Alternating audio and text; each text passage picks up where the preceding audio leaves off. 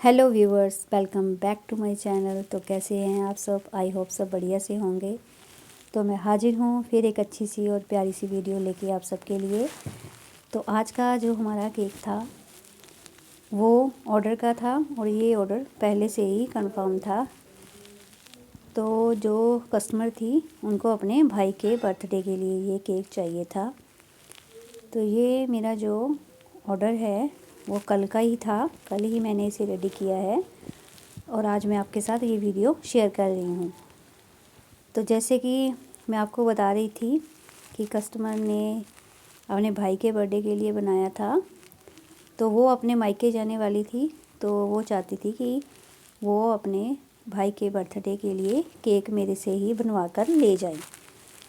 तो उन्होंने ये ऑर्डर मुझे काफ़ी देर पहले से ही दे दिया था।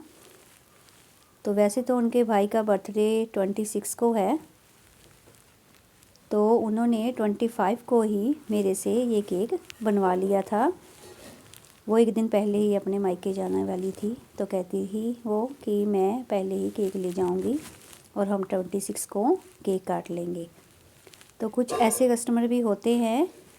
तो ऐसी जो कस्टमर्स की बॉन्डिंग है वो बनानी मुश्किल है, तो बस जैसे जैसे हम काम करते हैं ऐसे कस्टमर्स हमारे साथ जुड़ते जाते हैं, जिनको सिर्फ हमसे ही केक चाहिए, क्योंकि उनको हमारे केक के टेस्ट की आदत पड़ जाती है।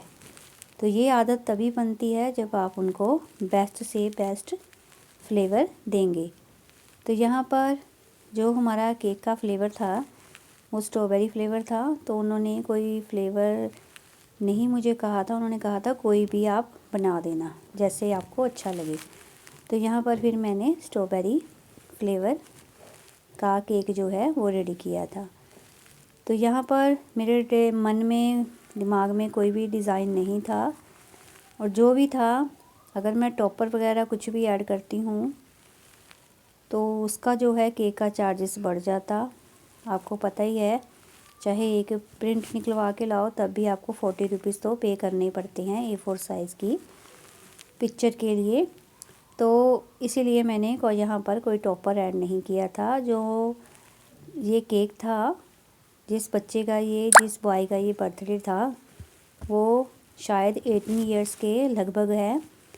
तो उसके बर्थडे के लिए आपको पता ही है काफ़ी ऑप्शंस थी मेरे पास कि मैं काफ़ी अच्छा कुछ क्रिएटिव कर सकती थी, पर आपको पता ही है हमें कस्टमर की बजट के हिसाब से ही सब कुछ करना पड़ता है। तो उसी चीज़ों को ध्यान में रखते हुए मुझे ये अंडर बजट ही रेडी करना था इस केक को। तो इसीलिए मैंने बहुत सारे मेरे दिमाग में केक के डिज़ाइन थे, बट वो मैं नहीं बना पाई क्योंकि कस्टमर को ये बजट के अंदर ही चाहिए था। तो यहाँ पर जो हमारे केक का वेट है वो मैं आपको बता दूँ। उन्हें 1 पाउंड से ज़्यादा का चाहिए था केक और 2 पाउंड से कम का। तो इसीलिए मैंने 1.5 पाउंड में इस केक को वेट को रेडी किया है।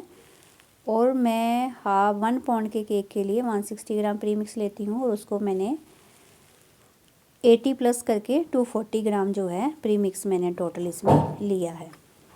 तो ये हमारा आसानी से केक जो है 750 ग्राम के लगभग रेडी हो गया था। तो ये जो स्पॉन्ज थी वो मैंने रात को ही बेक करके रख ली थी। तो बेक करने के बाद ही मैंने थोड़ी देर ही इसे टॉवल से, जो हमारा किचन टॉवल होता है उससे मैंने कवर करके रखा था, थोड़ी देर के लिए रखा था। तो उसके बाद मैंने उसे प्लेट से कवर करके फिर ओवरनाइट मैंने इसे किचन में ही छोड़ दिया था। तभी जो इसका टॉप वाला पार्ट था आपने देखा पहले, वो स्टिकी हो गया था, थोड़ा गीला गीला था, चिपचिपा सा। तो उसको मैंने रिमूव कर दिया था। तो वो इसीलिए हो गया था क्योंकि जो हमारे स्पॉन्ज की स्टीम थी, भाप थी, वो निकलती गई और हमारी जो मैंने टॉप पर कवर की हुई थी प्लेट, उससे वो स्टीम जो है लगती गई और हमारा वो टॉप वाला जो पार्ट था वो स्टिकी हो गया। तो इसीलिए जब भी मैं मॉर्निंग में करती हूँ इसको बेक, तो मैं इसे हमेशा ही किचन टॉवल से कवर करके रख देती हूँ, ताकि जो उसकी भाप है, स्टीम है, स्पॉन्ज की हमारी वो बाहर की तरफ निकलती जाए। अगर आप उसे किसी बर्तन से ढक दोगे, प्लेट वगैरह से, तो जो टॉप वाला पार्ट होता है वो स्टिकी ज़्यादा हो जाता है। तो फिर मैंने इसे किचन में ही रखे छोड़ दिया था रख कर ही, और मैंने मॉर्निंग में ही इसकी जो है फाइनलाइजिंग और क्रम कोटिंग की थी। मैं भी शायद 10 बजे के करीब मैंने इस पर काम करना स्टार्ट किया था। तो यहाँ पर मुझे इसे दोपहर को ही देना था। तो जैसे कि मैंने बताया, वो कस्टमर आज ही जाने वाली थी, कल ही जाने वाली थी। तो इसका डिज़ाइन जो था मेरे माइंड में कुछ भी नहीं था, और कुछ डिसाइड भी कर पाती तब भी मुझे जो भी था वो समझ नहीं आ रहा था कि मैं बजट में इसे कैसे रेडी करूं। फिर मैंने ये बहुत प्यारा सा डिज़ाइन रेडी किया अंडर बजट। तो आप आगे देखिएगा, वीडियो को बिल्कुल स्किप मत किया कीजिए, क्योंकि बड़ी मेहनत लगती है वीडियो बनाने में, और मुझे होता है कि मैं आपके साथ कुछ हर बार नया और अलग से कुछ शेयर करूं। और इसी टेंशन में जो है, मुझे हर केक की डिज़ाइन की टेंशन होती है कि मैं आपके साथ कुछ नया क्या शेयर करूं, और वो कस्टमर के बजट के अंदर भी हो और आपको भी कुछ देखने को नया मिल जाए। तो यहाँ पर आप देख रहे हो, मेरी क्रीम जो है ग्रे कलर की ली है मैंने। ग्रे कलर आपको पता ही है, क्रीम में मैंने ब्लैक कलर थोड़ा सा ऐड किया था, उससे हमारा जो है ग्रे कलर आसानी से बन जाता है। तो आज भी मेरे दिमाग में यही चल रहा था, कौन सा कॉम्बिनेशन बनाऊं।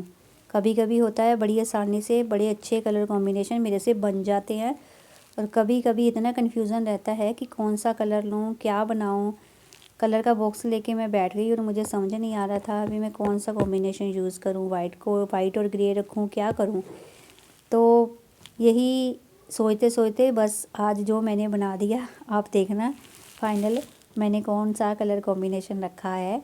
तो यहाँ पर मेरे पास कुछ लेफ़्ट ओवर क्रीम भी थी पड़ी हुई, तो 4-5 दिन पहले का शायद मेरा ये ऑर्डर था। और लेफ़्ट ओवर क्रीम मैं कैसे स्टोर करती हूँ कि मैं उसे, वाइट क्रीम जो होती है वही लेफ़्ट ओवर होती है, कभी कभी कलर वाली भी बच जाती है, तो मैं हमेशा उसको पाइपिंग बैग के अंदर ही डालकर उसको एक अपने टिफ़िन में या बॉक्स में डालकर फ्रीज़र में रख देती हूँ।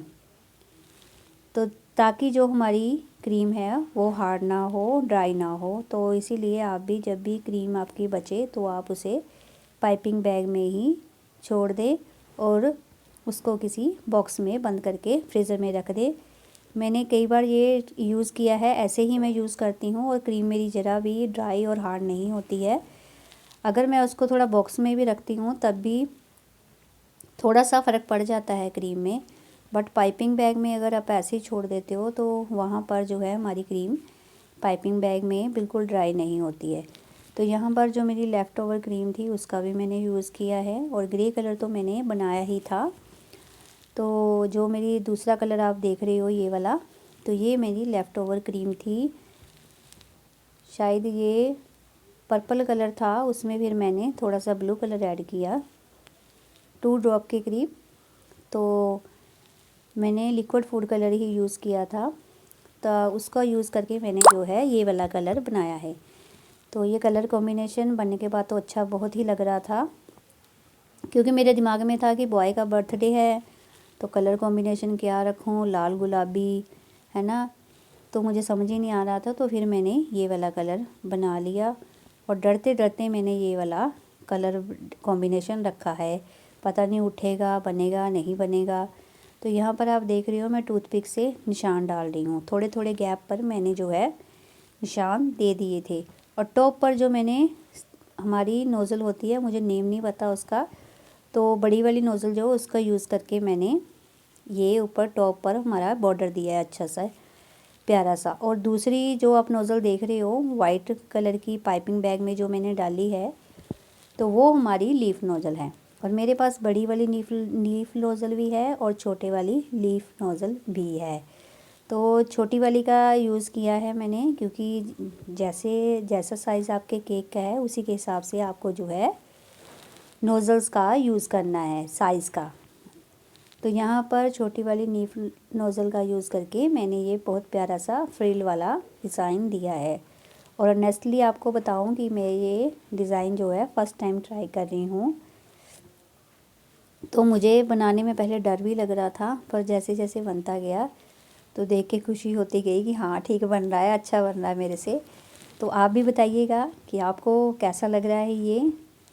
तो ऐसे मैंने जो है जहाँ जहाँ निशान डाले थे, आपको निशान ज़रूर डालने हैं ताकि आप डिसाइड कर पाओ कि आपको कहाँ तक जो है फ्रिल को अप या डाउन करना है। तो आप डाउन करके भी उसका निशान लगा सकते हो। तो मैंने यहाँ पर टॉप पर ही थोड़े थोड़े गैप पर निशान लगाए थे। तो यहाँ हमारा सारा इवन जो है फ्रिल इजीली रेडी हो गई थी। तो बहुत ही आसान था ये डिज़ाइन बनाना, तो बिल्कुल भी मुश्किल नहीं था। आप भी ज़रूर, अगर आप बिगिनर हैं तो ये डिज़ाइन ज़रूर आप ट्राई कीजिएगा। तो यहाँ पर पूरा मैंने ऐसे ही इसको कवर कर लिया था। तो उसके बाद फिर मैंने जो हमारी क्रीम बची हुई थी, और मैं चाहती थी मुझे और क्रीम बीट ना करनी पड़े और उसी क्रीम में मैं अपना सारा काम जो है कंप्लीट कर लूँ। तो ऐसे ही करके मैंने अपनी क्रीम को जितना बीट किया था उतनी ही मेरी सारी क्रीम जो है यूज़ हो गई थी। क्योंकि आपको पता है ऑर्डर का पता नहीं कभी आते हैं कभी नहीं भी आते हैं, तो वेस्ट जो जाती है चीज़ फिर उसका दुख लगता है कि हमारा यही तो हमारी सेविंग है थोड़ी बहुत ही, है ना। जिन जिन चीज़ों से हम कर सकते हैं उनमें तो हम सेविंग कर ही सकते हैं, ताकि हमें अगर कम बजट में भी कम प्राइस में भी केक देना पड़े तो हम थोड़ी थोड़ी इन चीज़ों से सेविंग कर सकते हैं।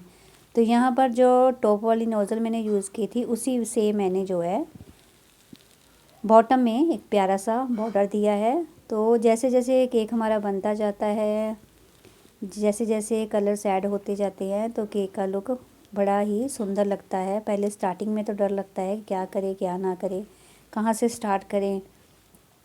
तो आज इसी कश्मकश में ये मेरा जो है केक रेडी हुआ था।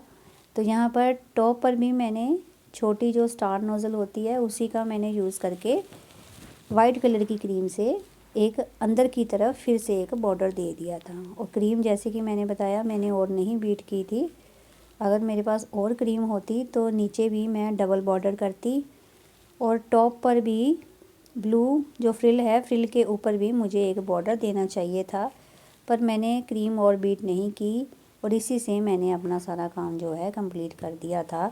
क्योंकि अगर मैं और बॉर्डर्स बनाती तो हमारा केक जो है ओवरवेट भी हो जाता। तो ओवरवेट केक देने से हमें तो कोई फ़ायदा नहीं होने वाला। मैं जैसे आपको हर बार बताती हूँ कि मेरे यहाँ जो है केक के प्राइजेस कम है। लोगों को ये नहीं समझ में आता है कि कौन सी चीज़ हम एक्स्ट्रा दे रहे हैं, कौन सी ज़्यादा दे रहे हैं, कौन सी कम दे रहे हैं, उनको कुछ समझ में नहीं आता है। क्योंकि मैंने देख लिया है लोगों को बस यही दिखता है कि वहाँ से सस्ता मिलता है, बस यही दिमाग में होता है उनके, और कुछ नहीं होता दिमाग में। दूसरी तीसरी बात वो सोचते भी नहीं है कि क्या फ्लेवर है, जब आप केक को कट कर रहे हो क्या क्या उसमें टेस्ट आ रहा है क्या नहीं आ रहा है। अगर आपको आज की वीडियो अच्छी लगी है तो लाइक ज़रूर करें। अगर कुछ पूछना चाहते हो कमेंट बॉक्स में ज़रूर पूछें। Thanks for watching.